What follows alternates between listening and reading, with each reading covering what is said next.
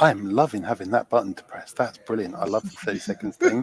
All right, everybody. Hello. Let's have a silly wave. I've only got one hand available because I'm having to hold the laptop with the other one. But it's wonderful to have you here. Happy New Year to everybody. It's now officially 2024, and this is the January edition of Demo Night. So if you're watching this on a live stream, there are 4 founders here who are going to share their ideas, and we want your feedback. So if you're doing this asynchronously, please reach out to all of them, give them your feedback like that. You can put it in the chat. I think we're live on at least 2, if not 3 different of the social profiles on LinkedIn, on YouTube, on Facebook. And if you put the comments in there, they will come into the chat centrally for us so we can answer them as we go. All right. So we agreed before the start that it was going to be Bob first. And let me just ask the question, who am I going to put on the spot? I think I'm going to put Nick on the spot today. Nick, why do we do Demo Night? What's the number one goal? Because we don't want people to create stuff that nobody wants to buy or have any value. Because that's the number one reason startups fail all over the world, right? Because we build stuff that nobody wants or needs.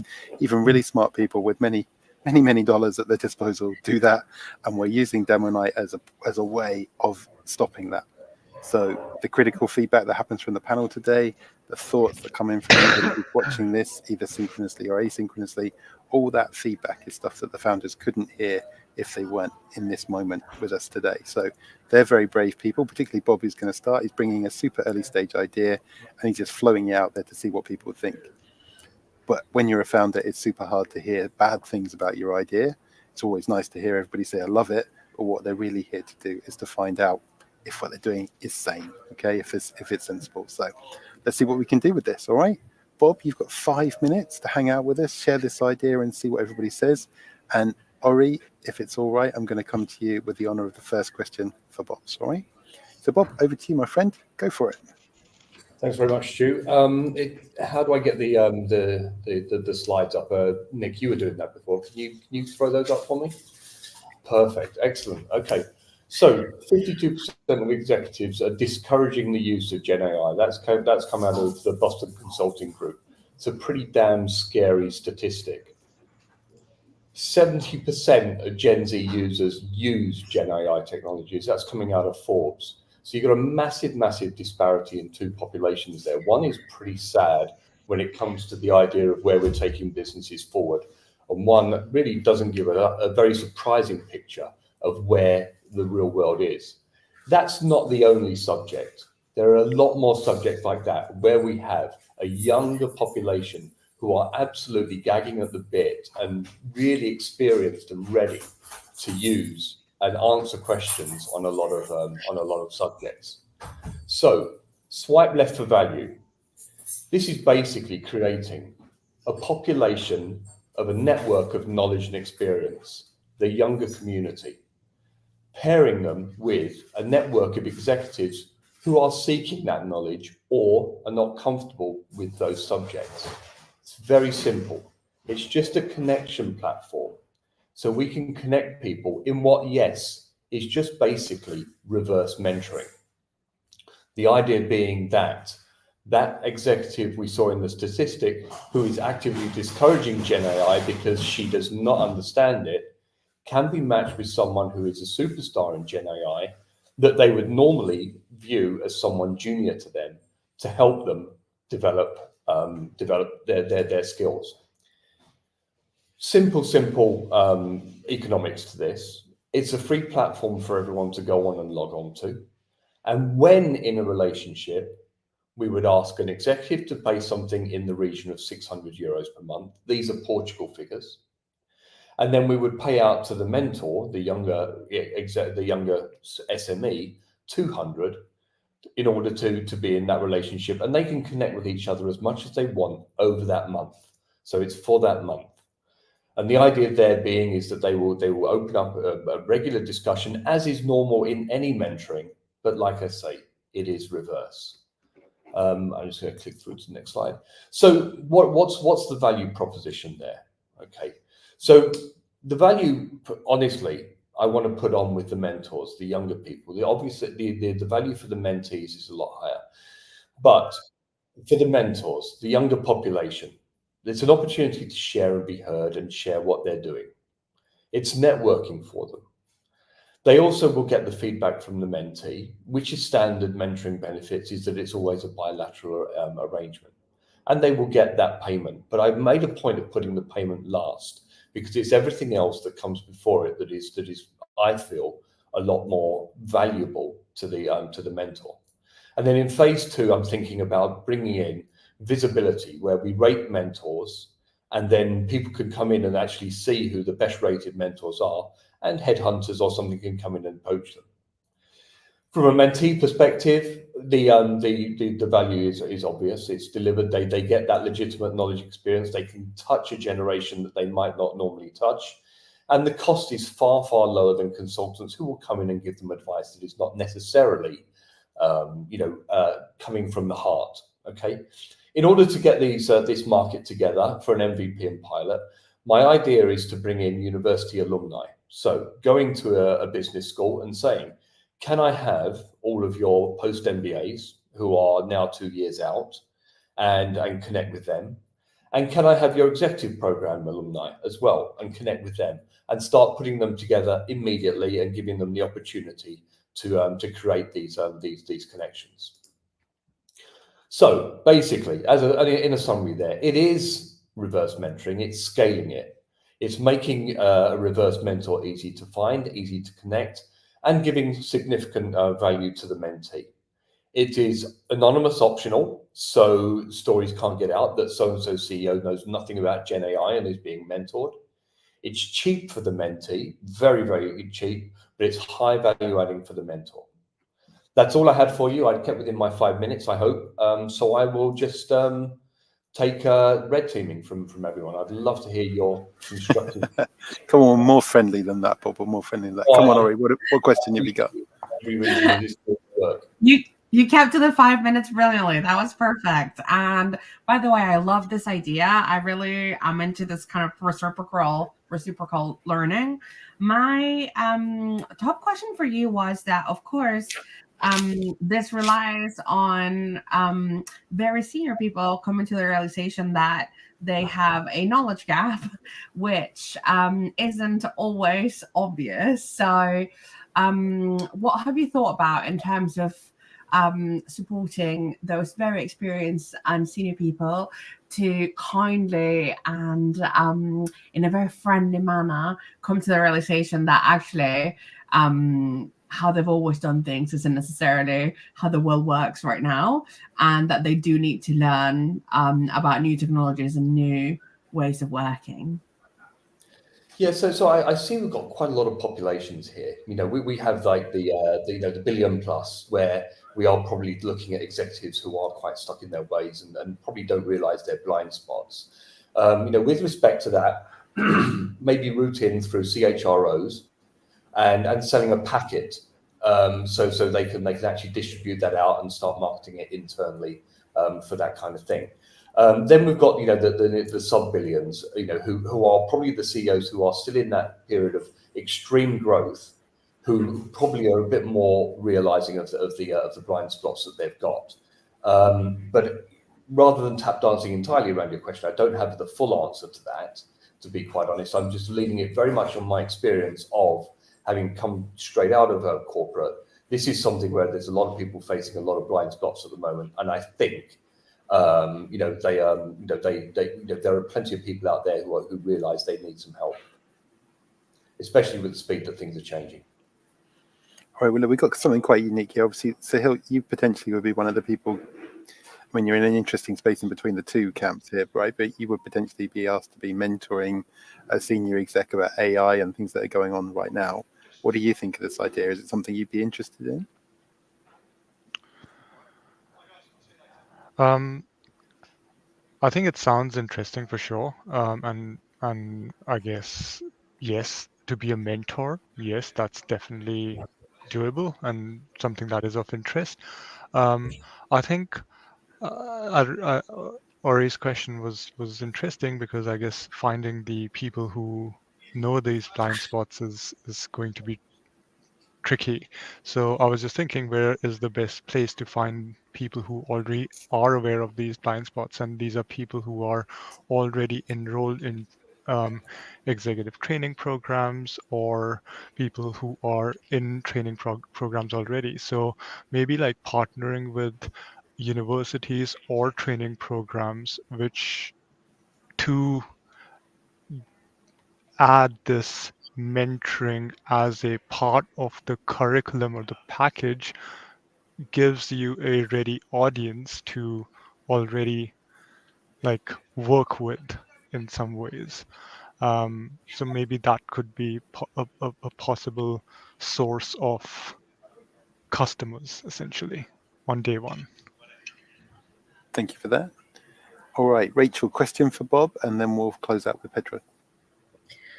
What's the size of your customer population? So do you know how many of those billion CEOs there are, and how many in the group below?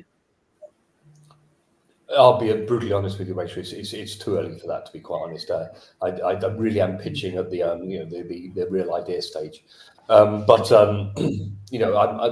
like I say, looking at going out there and gradually growing through executive ed programs where you've already got people with a growth mindset who realise from that that the exec ed that they did, they they have an opportunity to fill a few blind spots and things like that.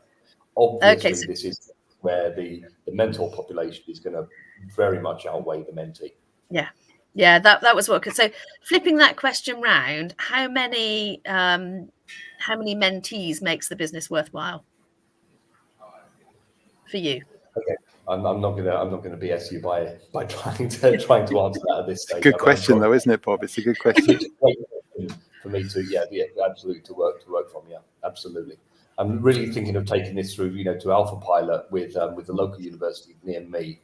Just literally doing it on Excel and everything else, and at the first stage to see how the whole relationship sort of takes off. So real going in really, rough MVP. All Thank right. We've got two comments here through the StreamYard stream that we've got. So one from David. Thank you, David. How would you assure revenue beyond month one? What stops a mentor-mentee pairing continuing off platform? And from Chris Bardo, thanks, Chris, from Damia. He says good CFO message. So Bob, just before we go to Pedro for his question, what do you think to David's one? How do you stop circumvention on the platform? Like everything else, I don't believe anyone's really mastered that. Certainly, a lot of the things that I've been working on, recently, through coaching platforms and things like that, I know that there regularly gets a LinkedIn contact and everything else, and people continue. So I don't think that's been solved. You've got to play it that there's going to be a certain attrition going out through that. Okay, fantastic. Pedro, your question. The only thing I would just add on that you would think that the actual mentoring pairing would be reasonably short for the subject, which would mean they would go on to a new relationship afterwards to go further any kind of blind spot. Okay. First of all, congrats. I love the idea. More than questions, I have it's kind of mix of between a question and feedback, which is how do you plan to deal with pairing? So we're going to organize the offerings and the requests per need. It's the type of tool, whatever. And the second one is how do you plan to deal with the lack of trust some mentees may find, as in I'm looking for help in this, but I can be exposing things from my business or from my actual lack of skills or whatever. And how do you plan to deal with that so they can, that doesn't work as a barrier for them? And congrats, I really love your idea. Thank you very much. So from a pairing perspective, it literally is, hi, I'm Bob Williams, I'm from finance and I'm a specialist in Gen AI, and then we will match with Joe Bloggs, who's an executive in finance and interested in Gen AI. So we were looking to build up a demographic that we would match to, and hence swipe left for value. It will give the 3 or 4 people who we have in that area, and then the mentee can then choose from that particular point. And then yes, the point about confidentiality and things like that. That was where I put in the point that the mentee can actually go on the platform anonymous. So you can go on as PG123, and you can have an avatar when you're in your video chats. So the mentor does not know that she is, she's working directly with you, and hence can't quote it in the bar to her friends, and it goes viral also.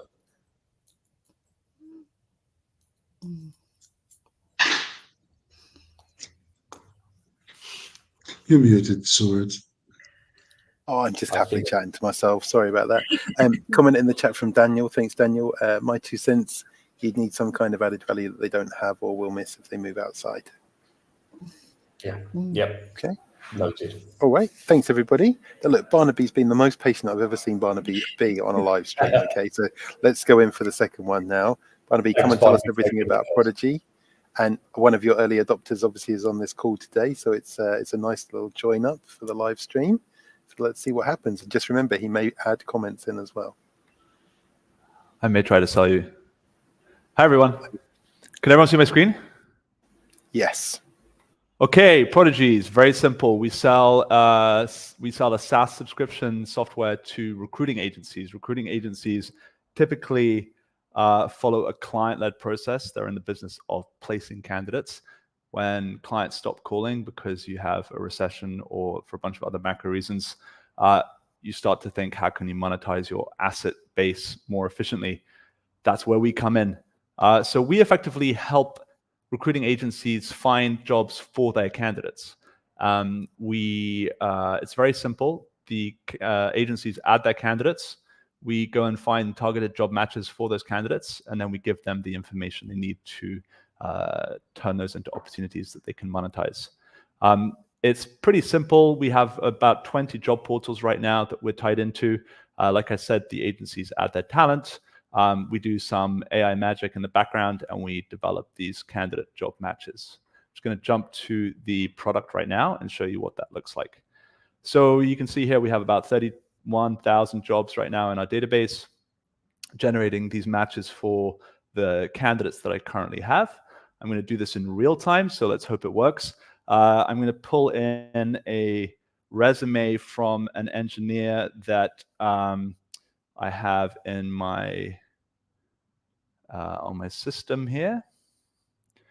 And then effectively what it's going to do is it's going to pass all the information out of that. We built a universal parser to be able to ingest any sort of format.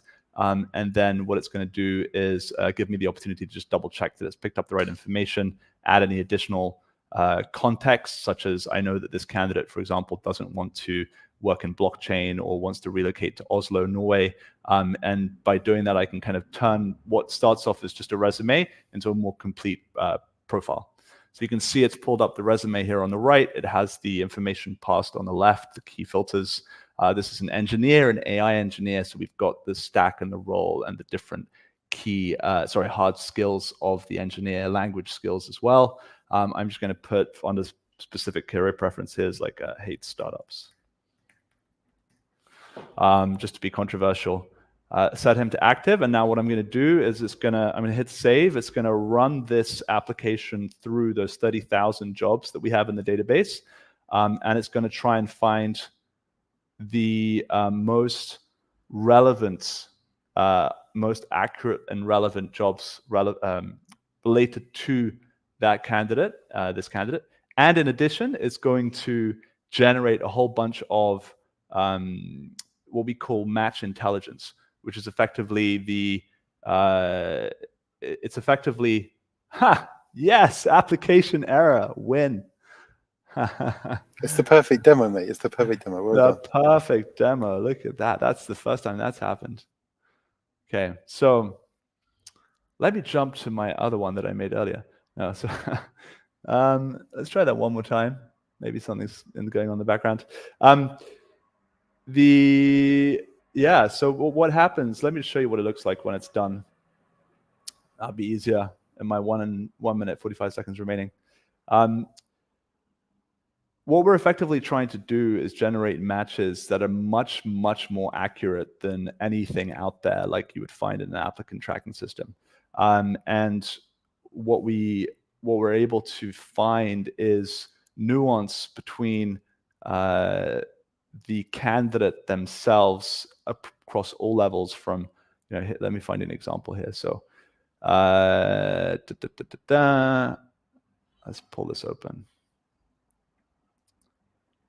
So as you can see, we generate all this content on the fly for each match. So we're specifically detailing why the match is good or not. What are the skills that are missing? We compare the key features back to back. We develop specific match strengths and match weaknesses that can be used to sell the candidate to the client or the client to the candidate. And then there's a kind of sales tool aspect to it, where we also bring in information about the company itself, as well as, of course, what's really interesting for people is the key contact information of the recruiting team at that company, as well as other information about the company. And then we kind of line up the customer for next steps. Here's how you're going to pitch this specific job opportunity to this specific candidate, or vice versa. The product is in use now by about 35 different recruiting agencies globally. And we launched it a few months ago. And yeah, I'm happy to take questions and would love to, I should have asked this up front, get any introductions to anyone you know in recruiting who has deep domain expertise, who can tear this apart and give us great advice. Thank you very much. Fantastic. Well done, Barnaby. Got some comments in here from Chris. So Chris at Damia says, we use it and love it. Great tool. We have used it for a month and it tells us where our market is for our top talent. So there's a bit of early adopter feedback. That's good to know. All right. Why don't we pop over to Andre for a question on this, and then we'll go to Nick. Andre, what thoughts or questions do you have on this one? Thanks. First of all, really impressed. I didn't deal with recruiting directly myself, but during the 9 years where in one way or another we had to recruit, it was basically either LinkedIn or specialized agencies. And the question that I'd ask is, the market is huge. There'll always, I think, be high demand for the kind of product that you've built. But it's something that can also benefit from focus and having a niche and a place to start and then grow from there. So my question to you would be, with such a large CSO of opportunity where every company at some point has to hire, and that is a challenge, where do you intend to start and why, and where would you go from there? So we're starting with boutique IT recruiting agencies because my co-founder and CTO built a staffing business in the IT space for the past 10 years and he sold it last year. So that's kind of our starting point. Then we're moving from there into larger agencies and different markets. Then there's a whole kind of cadre of customer channels. The last one, which is the mega one, is what you're talking about, which is internal recruiters. I made a comment today actually on this on the private chat. Internal recruiters are some of the most difficult people to sell to of all customer segments on the planet. You don't sell to them unless you have an exceptional product that is very fully baked. So we will get there eventually. But to answer your question, right now we're focused on boutique IT recruitment agencies. Is that because they're the most, besides the co-founder, are they the most desperate? Sorry, who's the most desperate? IT recruitment agencies. I think anyone who's an agency is in the business of placing candidates. You know, HR is a cost center; it's not a profit center, right? So at the end of the day, you want to sell to a company. You want to sell to a customer who lives and buys the thing that you're trying to convince them to buy from you, right? So recruiting agencies in general are better to sell to than internal recruiters because they live and die by the number of placements that they make.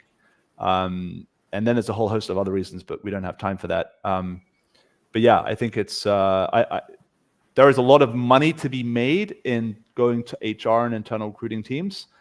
It's a very technical and strategic way that you get to them, and it's not as a startup with with a limited budget and a product that hasn't yet fully been developed.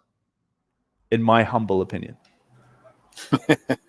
Thanks for that, and also congrats on it not working. Like that's a rite of passage. That of was any amazing. pitch. That was literally the first time that ever happened. So I'm as kind Daniel of said, if you do put must hate startups in the middle of the that's test, what it was. you that's get what it you was. get, Exactly. right? It was a privilege to witness that moment, as in it's a rite of passage. It happened to anyone, everyone. So welcome to the club. Cool. You know, Barnaby, the first time we used a tool from one of our members to do the live streaming, I pressed the button to go live, and it kicked me as the administrator out of our own live stream, crashed around our ears on the live stream, and luckily Oana and her team were watching when we pressed the button. But you've never seen me panic before in the way that I can't get back into my own live stream to start our own event. All right, now just before I go to Nick, I might ask Sahil actually, because you've been building a team recently. Does this tool resonate with you? Is it something you would use? I think we are quite early, and we're quite small. So I guess a bit early for us, but I'm looking at it from I think in larger organizations where there are HR teams, I think this would be super useful. I mean, LinkedIn could definitely integrate this tool. If I open a job and I instead of getting all the candidates that applied, if there was a math score and like a ranking system, that would be great. But obviously, exactly. That's the kind of that's the. You can imagine these big companies now. When you posted a job 20 years ago, you got maybe 2 applicants if you were lucky. Now you post a job, you get 20,000 applicants in half an hour. Half of them are generated, and the other half are like spam bots from China. So not to pick on China, but it's a thing. So the problem you have is you have just a massive increase in the volume of applications that are being generated, and those applications look more and more convincingly real. And you end up with big companies that have a media budget for advertising jobs that gets burnt within 20 minutes. Nobody gets to see the job. And now what are they going to do? They've got thousands of applications that they just don't even know what to do with. And so when I said earlier, the big market is solving that problem. But again, you can solve it with this tech, but we just need to be a little bit more further baked to. So I posted a job for a full stack dev. I got 3,000 applications in 2 days, and I closed that application then and there because I was like, I'm the only one reviewing it. I cannot go through 3,000 applications. So I closed the job, and it took me like 4 or 5 days of just trying to randomly go through applications, which was completely useless. So next time, come to me and I'll sell you a solution that will make the whole process take about 5 minutes. I love you, Barnaby. I love you. You're always selling. I love it. Okay. Just before we pop to Nick, I'm delaying you again. Sorry, buddy. You're getting some good comments in the chat here, Barnaby. People seem to really like the product. And Aisha's just made a comment there from Bangalore. Thanks very much for being here, Aisha. That she thinks that internal recruiters also require a lot more specialized hand-holding while recruiting, and she thinks you made a good start. So more power to you. Aisha's seeing a lot of different products come through, so that's brilliant. All right. Nick, what's your question? And then we'll get ready to move over to hey Barnaby. Firstly, apologies if you hear any noise behind me. It's out of my control, but I'll try and keep myself on mute for the rest of the time. So love the product, Barnaby, and I just think the whole problem of more and more AI generated content needs filtering. It needs someone to come in and actually make sure that we don't just get the problem that Sahil's had of just too much and not being able to deal with it.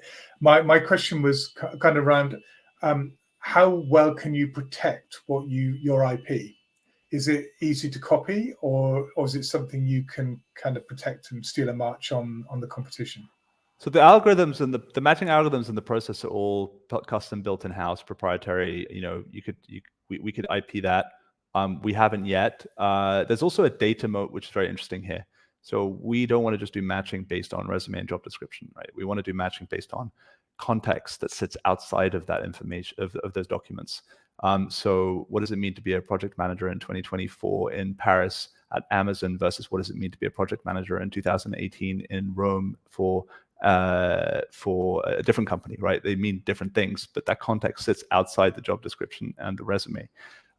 We can capture that information and build databases of custom knowledge, call it, and then we can retrieve that knowledge and use it to improve the matches. It's a process called retrieval augmentation. And those databases then become our data moat, because as we are processing matches and building that data, somebody would have to come in and effectively start again to get the same level of accuracy as we would have. So if over the next 5 years we can build that data moat effectively, then I would say that's probably the biggest source of defensibility in terms of having a head start on this, because we're so focused on doing just this one thing. Then there's, I think there are other sources, including like there's other strategic sources of defensibility, including strategic partnerships and distribution, but I think those are probably less compelling, but they're still valid. But yeah, I think another thing is just that the incumbents don't have an incentive to respond to this because they're all paid to deliver job application volume. Sahil's experienced this. All these job boards, it's all cost per click or pay per application, right? So they're being paid to deliver volume. So everyone's just kind of happy days and enjoying the money as it comes in. Meanwhile, recruiters are getting completely inundated, avalanched with increasingly or decreasing signal to noise ratio. And at some point, something's going to break. All right. Thank you very much. Thank you, Nick. Thank you, Barnaby. Now, thank you, Canopy. I know you've got to go, Barnaby. Feel free to drop off whenever you need to. And I really appreciate how patient you were with your own attention span today. Thank you very much. I love you. Bear with the ADHD guys. It's not our fault. We just absolutely neurodivergent. Thank you, everyone. It's all good. Have a great evening. Great to see everyone. All right. Now, this is a very special moment for me personally, seeing Sahil here. It's wonderful to have you here, mate. You are the first person from City University London to take up the opportunity to be here at DemoNight. Looking forward to a great year of collaboration with City and with City Launch Lab. So, mate, you're the flag bearer. Come and take your 5 minutes and show everybody what we're working on with DeepReel.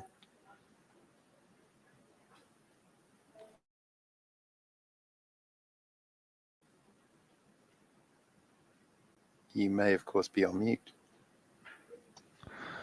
Thanks, Stuart. Appreciate it. Cool. I'm going to talk less, and I'm only going to show videos, given that we work with videos. The ask is if you know anyone in digital marketing, product marketing, learning or training, would love to speak to them because that's who our target customer is. Okay. Hi, I am Sahil. I am the founder and CEO of DeepReel. And this is an AI-generated video created with my DeepReel avatar. At DeepReel, we clone the appearance and voice of a person to make videos from just text.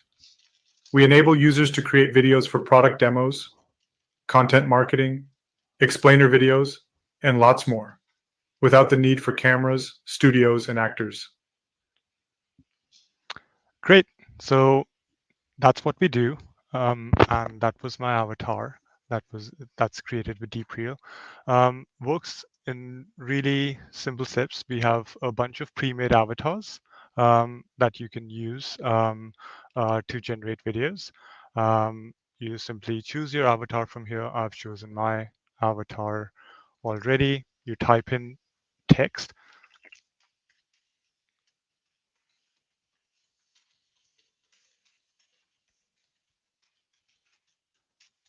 And you simply hit generate video, and you can start, and within a couple of minutes you'll get your video ready. You can also make videos in 30+ languages. So I don't speak French actually I do speak French a little bit, but not very fluently. So I can simply translate things into French and create a video in French within minutes. Let me see if I can find a French video. Salut, je m'appelle Sahil et voici mon avatar créé par DeepReel. So you can speak 30+ languages fluently. We're also integrated into Canva. So anyone who is who's designed anything in Canva, you are able to simply use DeepReel avatars to make beautiful videos inside Canva. So you can use all the background images, animations in Canva along with DeepReel avatars. So I'll show you an example of a video that we created with DeepReel avatar for product marketing. Royal is about to change the way you connect with customers. Their AI-enabled B2C sales platform removes friction by reaching customers where they are, on their phone. Replace your whole tech stack, or add individual Royal products to the tech you already use. With Royal, you can orchestrate customized cross-channel audio call and text message outreach with their drag-and-drop Journey Builder and Segment Builder. Okay, I'm not going to bore you, but basically you can make this 1 minute long video. It took us about 2 or 3 hours. Typically, this process would take like weeks and cost thousands of dollars.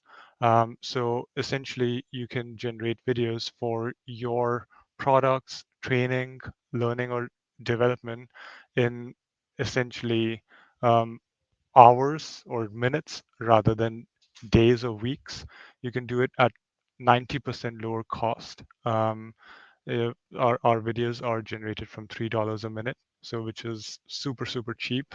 We are not paying $2,000 for video production, and you can basically increase the amount of videos that you produce and increase your user engagement. I already showed you examples of creating videos in multiple languages, and I showed you a demo. So I think that's all from my side. Thank you very much for that. I'm not sure if I'm excited or fearful or whatever from this one. This one really gets me.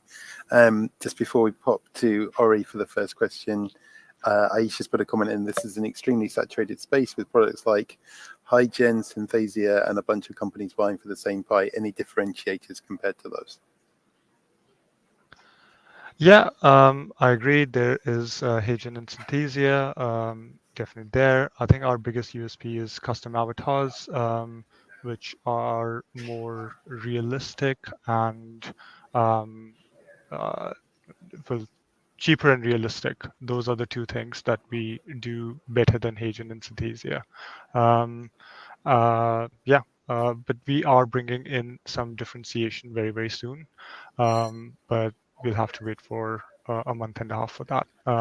Essentially creating automated videos. So rather than spending time creating these videos, because a lot of our users don't have time to make videos, we are looking at you just put in your website URL and we understand what the product is and we convert it into a product video for you, because a lot of our customers are self-employed or small businesses who don't have time to hire a video editor, right? Because even now, like, yes, you can make videos, but you still have to be a video editor with some skill and knowledge. So I think the power would be when you eliminate the video editing job as well. So that's what we're trying to do. Nice. Thank you for that. Ori, what's your question or comment? And then I'm going to go to Andre and then Rachel to close this one out. Nice. I really loved your demo. And by the way, I'm 100% your target demographic. So my question is this. I have personally tested more or less every video generating AI there is. And what I've found is that I tend to give up quite quickly because that initial stage of getting my avatar to look and sound like a real person, i.e. me, it always just takes far too long. So have you thought about how you're going to onboard your new customers so that they don't give up before they get to reap the benefits of their first kind of, on point and of a specific quality video? No, that's a very good point. And actually, we were the first ones to release custom avatars. In fact, before Synthesia, and I think just around the same time as HiGen. And we obviously built a video recording app where they guide you step by step on how to get the best avatar. Now, obviously, there's a training process involved over here, but I think current technology's limitation is that you have to record your videos in a perfect way to create an avatar. But again, within hopefully 2 or 3 months, you wouldn't have to have a perfect recording. We are trying to make an avatar out of imperfect video recordings. So I guess technology as it develops, I think we are trying to improve the user experience or user onboarding. I just encourage you to think about what that entire onboarding process could look like, right? So that you know when to encourage your audience to keep going. That's it. Thank you. No, I would love to, and yeah, love to chat with you as well. Okay, fantastic. Sounds like a new connection made today. All right, Andre, what's your question or comment? And then we'll go to Rachel for the last bit. All right, so I think I'm going to pick up on the scary bit. Here I'd ask, obviously, the reason why looking at these things can raise that the hairs on the back of your neck to go up is like we've all seen the deep fakes, and we are all aware of GDPR and personal data. So I'm sure that you've considered this as a risk for your business. So I'd ask you if you could summarize from a legal perspective, from a user perspective, how you're creating, let's say, checks and balances to make sure that you're compliant and that users really feel assured that the ease with which you're able to produce something with someone's voice and image is not abused or misused. I'm very curious to see how you look and protect your business and how you look at this for what it is today and how you think it possibly will be in the future. Thanks, Andre. The number one thing is it's your avatar is like your bank account. You are the only person who controls it. And if you give access to your bank account or you get hacked, then anyone can do anything with that money, right? So in the same way, your account, you are the only one who has access to your DeepReel avatar. You're the only one who makes videos with it. No one else has access to it. We don't own your avatar or any video that we produce with it. We don't own the data. So all the data belongs to the user too. So if they want to delete it, they can delete it then and there. There are watermarks, invisible, indelible watermarks in the videos, which tell you when, by whom, and at what time a video was produced, so that if anyone somehow, like within DeepReel, misused it, even possible, if that was possible, then anyone will be able to identify who did that, essentially.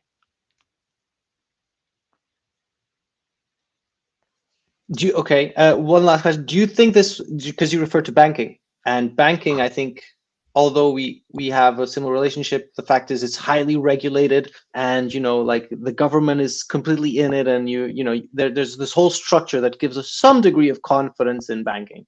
Do you foresee that this will be highly regulated and controlled going into the future as well? And if so, is that a risk or an asset for these kind of for companies such as yours? I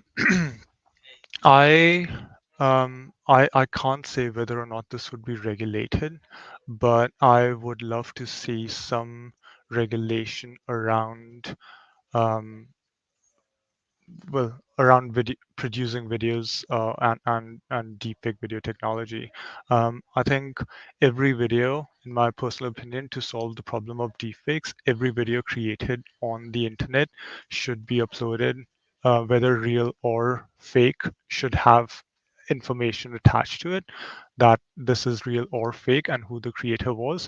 And when these are posted to social media platforms, the social media platforms, let's say when you upload a video on YouTube right now, you get a copyright which says, okay, this is copyright, meets copyright requirements or not. Similarly, it checks whether this is real, fake, and if it's a deep fake, then is it a legitimate deep fake or an illegitimate deep fake? And and that kind of regulation would eliminate illegal or illegitimate deepfakes from the internet, and that's something that I would love to see in the future. Every deepfake technology company like ours, and every video company having to attach information to the video that is created and uploaded.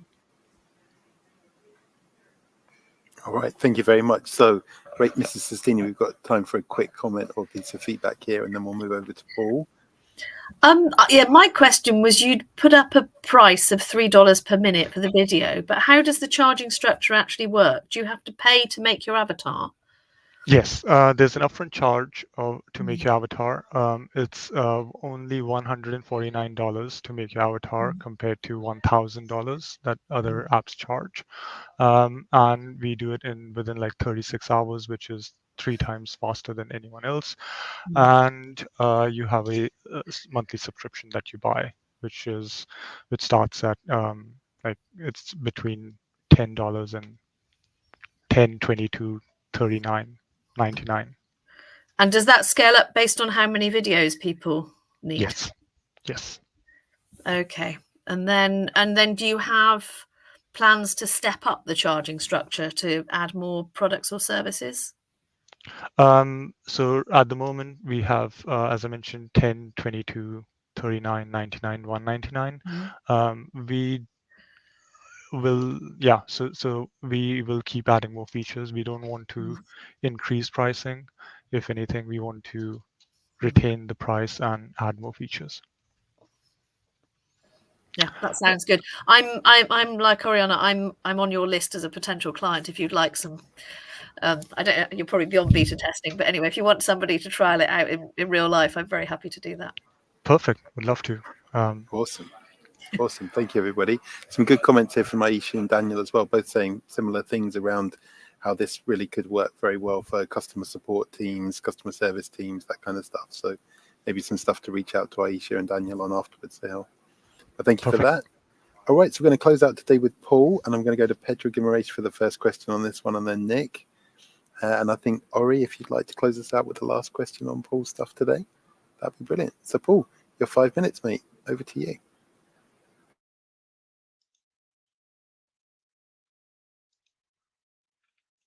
Hi. We just had slides from Barnaby and videos from Sahil, so I'm going to start with a story. In the 1920s, General Motors found themselves in the midst of an affordability crisis. Sound familiar? They'd run out of people who could afford to pay cash for their products. So they did something that they really didn't want to do and became the first car manufacturer to use their own resources to finance their customers.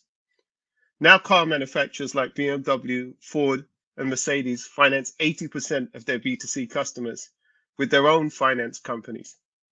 It's called captive lending, and it's independent of the Bank of England base rate, so they can use finance special offers to undercut the market and entice customers at will. Finance is 1/3 of their income for large car makers. General Motors had 3 years when finance was their only profitable division, and they even offered mortgages. Captive lending has been the single biggest factor in growing the car industry and the exponential growth in the number of vehicles on the road. It's virtually impossible to beat Mercedes finance on a new Mercedes in a Mercedes dealership. So I'd like to ask you to imagine if you could go back in time and partner with all of the large car manufacturers to run their customer financing business for them. It's a once in a lifetime opportunity. And that's what Lenuity is for house builders. We help house builders to make homes more affordable. Lenuity Enterprise is a captive lending platform for house builders so that they can profit from lending and making homes more affordable, meaning that they can financially contribute to lowering deposits, cutting interest rates, and reducing financial risk without becoming regulated or managing mortgages, because we do all the headache work for them, making their homes easier to buy, giving customers certainty with irresistible mortgage offers and sales that complete in 14 days. Let me take you on a Lenuity home buying journey. You visit a house builder's show home, choose the home you'd like to buy, which is shown with a finance illustration. The salesperson adds your name and email to our system, and you receive an email inviting you to apply. Our online application enables you to apply 24 hours a day, not only verifies your income and identity, but completes all the standard checks, and then allows you to pick a solicitor from our panel and book an appointment with them. We upload everything required to complete the purchase into your chosen solicitor's workflow. So when you leave that appointment, you are a homeowner and can go and pick up your keys. Lenuity is a home buying revolution. For consumers, we make buying a home fast, painless, and affordable. Our customers are house builders. We enable them to sell more homes faster for more money. And for our banking partners, we offer high volume, low risk lending. And we developed our offering over a year working with Barratt Developments and have a £1.5 billion pipeline. I started in private lending in 2006, and I wrote a book on private mortgages in 2010. My COO is ex-FCA and ran Homes England's £20 billion mortgage Help to Buy scheme. And as Barclays Rise alumni, we're now partnering with Barclays Bank. Now's the time to do this because the housing industry is in crisis. 80% of SME house builders have already gone out of business. And in 2023, we saw the record for the largest number of subcontractors go out of business. We are now raising 3 million seed round to cover the costs of our authorization. Lenuity is a fintech mortgage lender, so it's not an EIS opportunity. We'll be generating revenue within 6 months and profitable within 12. Lenuity is the change you've always wanted in housing. Thank you. Hey, well done, Paul. That's really good. That's come on so much in just 24 hours since I saw you last. So fantastic to hear that from you today. All right. Senior Gimaresh, what questions or feedback do you have? Hi, Paul. I have a couple of, short into two. What is the difference between using you or going directly to a bank? Is that because you have all the banks behind, and so it's easier for me, faster for me to actually get an approval? And the second side of the same question is, what is in fact the value other than summing all the demand or all the supply? You're a marketplace in the end, if I well understood. What type of value, added value you bring, if any? Right. So one, as a customer, you would not come directly to us. Our house builders are our customers. You go to them, you buy their product, and this is finance on their particular product. So this is customer financing for house builders. The difference is because they are our customer and they are subsidizing or contributing to make a mortgage product that's ideal for their ideal customer for that particular home, means we can offer a better mortgage product than any other lender in the market. If it's a case of it's a price match thing, we would be able to undercut them. But there's other levers that we could pull. For example, the terms and everything can be adjusted, right, in order to suit the ideal buyer for that particular home. So it's hyper personalized to the unit they're trying to sell. And that's why I use the example of the car industry, because when you go into a car manufacturer, they are able to create a finance offer that fits the situation they have with the particular unit vehicle that they're trying to sell. Is that clear? Yeah. Thank you. Okay. Thank you, Senior Gimaresh. That was very short and sweet for you. Unusual. Now, Dr. Eversett, what do you want to ask? Hey, Paul. Yeah, thanks. Really fascinating. And I'm very excited by the whole idea of it. The question I had was around kind of the protection for the actual home buyer. I guess, at least with banks, there are government schemes that protect lenders and that kind of thing if things go horribly wrong, as we found out in the financial crisis. What would happen if something went horribly wrong with a captive lender? Well, the first thing is the same regulations apply to every lender. This is an authorized business. The FCA regulates our activities and every other lender's activities. And when you're dealing with owner occupiers, that's the most highly regulated space because it's a big ticket item. So there's a real focus from the FCA on how they're treated. Now, in actual fact, you are way better off with us being your lender than any other lender. All right. And the reason for that, and the reason why we're particularly popular with the FCA, is our default procedures. So there are standard guidelines that are set out in how someone who gets into trouble is handled. All right. And basically many consumer groups and the FCA themselves are not happy with the current practices and the way they work. It's just they didn't have an alternative. So where we follow the lines is if you're behind in payments and issues like that, then there's a traditional workout agreements, adjusting the payments, going to interest only, and those kind of things to make it last longer. Where we differ is that if you get into a default situation, you are not able to pay, you've lost your job for whatever reason, you are not able to pay, and it's going to be repossessed. What happens currently is when you get into that situation, it goes to court, it's dragged out over a long period of time, it ends up in a repossession, sold below market value. All right, you end up with a huge debt to repay. Your credit's ruined, you can't get credit anywhere, it stays on your credit file for 12 years, right? And so you've really taken that person out of the finance market for 12 years. With us, what we do that's different is if you're in that default situation, we ask you, hand back the property so we don't need to take you to court. And in that case, if you do that, we're able to move into private rented accommodation, pay the deposit for you to move out. You take the property comes back to us, we hand it back to the house builder, they refresh the property, sell it through their sales function, and everything above cost goes back to the person who lost their home, which means they're back in the market way quicker. All right. And so to answer your question, you're a hell of a lot better with us than anybody else. Cheers, Paul. Thank you. Super interesting. I can see Rachel chomping at the bit to ask a question. So just before we get to Ori, any quick reflections or questions, Rachel?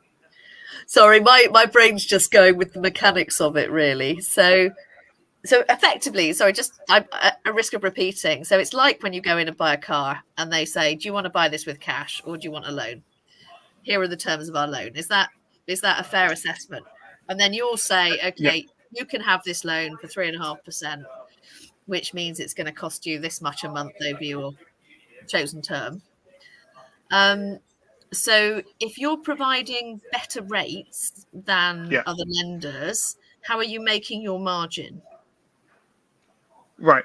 So the car industry is the best analogy. All right. And so what you look at, the rates that you get when buying a vehicle are dependent on that car manufacturer's ability to sell that vehicle. So if they're flying out the door and people are paying cash, there's no offer. Mm. If you try to buy an electric vehicle right now, you can get that on 0% finance because it's hard for the car manufacturer to sell it. And how is that possible? Because the car manufacturer is subsidizing that in order to get it sold, which is way better than discounting the vehicle because it kills residual values. So in our case, the house builder is paying us in order to provide subsidies to the customer, and they vary based on their business case for that specific home. So although it's at scale, it's dynamically tied to individual properties. But what you get is still going to be tied to things like the Bank of England base rate and whatever you need to cover your costs. No, we're independent of that. So some of our funding, so it very much depends on the actual product, right, and the offering and how much the house builder has subsidized that. So what they're doing, they're reducing it below market rates when they choose to. Yeah. So if the Bank of England rate was 5%, 6%, or 7%, right, the fact is they're contributing capital to make it below that rate. Yeah. No, I get that. But you, the business, how much do you? How do you work out? You get 1%. Okay. Thank you. We take 1%. I could have asked that question a lot more simply. Okay, so you get a 1% premium on everything, and then Yes. Yeah. But we So also it's charge just the house volume. builder. We charge the house builder to set up everything from them. So we charge £100,000 setup fee, and then we charge them a monthly fee. All right. And then there's also loan servicing, which is charged on there. And there's cross sales in terms of other items. When you take a home from us, you get 1 month's free insurance. So sorry to keep going. So how long is it going to take you to recover this current fundraise? I love the way I give you a short moment and you do Sorry, 3 excuse. questions. How long will it take us to put that in? To pay that back? Well, to pay back the fundraise. Well, no, sorry, to recover the amount that you're borrowing in revenue. Oh, so the money that we're raising now, that's towards that's equity investment in the business. Yeah. All right.